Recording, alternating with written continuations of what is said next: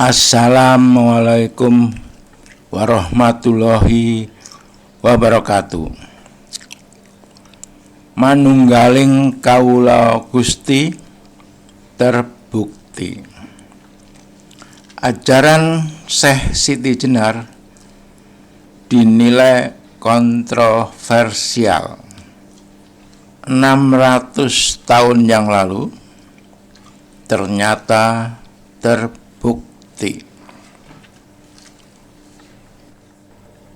Siapa sih Allah itu? Apa sih Allah itu?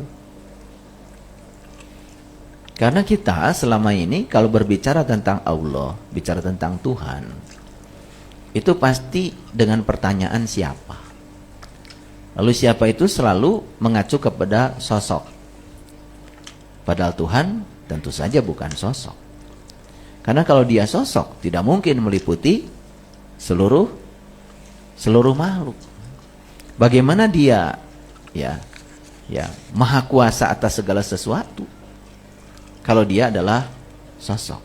Seperti kita nih, kita kan sosok, tangan kita terbatas, kita tidak bisa menguasai segala sesuatu. Begitu saya sedang ada di tempat ini, saya meninggalkan rumah saya juga sudah tidak punya kuasa dengan rumah saya. Jadi yang disebut dengan maha kuasa itu berarti dia sangat menguasai yang dikuasainya. Ya, kalau kita ini boro-boro menguasai sesuatu yang di luar diri kita, kadang-kadang menguasai diri kita saja nggak sanggup. Coba menguasai pikiran dan perasaan kita saja sudah nggak sanggup. Ya, nah kapan kita nggak sanggup? Ketika kita tidak merasakan kehadirannya. Tapi kalau kita sadar bahwa sebetulnya diri sejati kita itu hakikatnya adalah Dia. Ulangi, kalau kita sadar bahwa diri sejati kita hakikatnya adalah Dia, kan sebetulnya yang membuat kita berdaya itu karena Dia pernah meniupkan ruhku, bukan ruhmu. Jadi sebetulnya yang ada dalam diri kita itu ruhku. Kalau ruhku berarti kan ruh Dia. Artinya bagian dari diri Dia yang ada dalam diri kita. Nah, kalau Dia yang meliputi semesta raya ini maha kuasa, berarti sesungguhnya sifat yang mewakili kita pun yang sedang ada dalam diri kita juga maha kuasa. Nah, kalau kita mampu menggunakan Dia yang ada dalam diri kita ini, maka kita juga akan ketibanan sifat itu. Harusnya kita punya kemampuan untuk mengendalikan diri kita, karena kita sebetulnya hakikatnya adalah Dia. Paham ya? Oke. Itu ayat yang saya sampaikan sebagai dasar. Lalu yang kedua, kita sering mendengar ayat ini. Quran surat Al-Fussilat surat ke-41 ayat 53. Sanurihim ayatina fil afaq wa fi anfusihim hatta yatabayyana lahum annahul haq. Awalam yakfi bi rabbika annahu ala kulli syai'in syahid. Kami akan memperlihatkan kepada mereka tanda-tanda kami di segala ufuk. Ufuk itu wilayah, di segala ruang dan waktu. Dan pada diri mereka sendiri. Hingga jelas bagi mereka kebenaran itu. Ya, tidakkah cukup bahwa sesungguhnya Tuhanmu menjadi saksi atas segala sesuatu.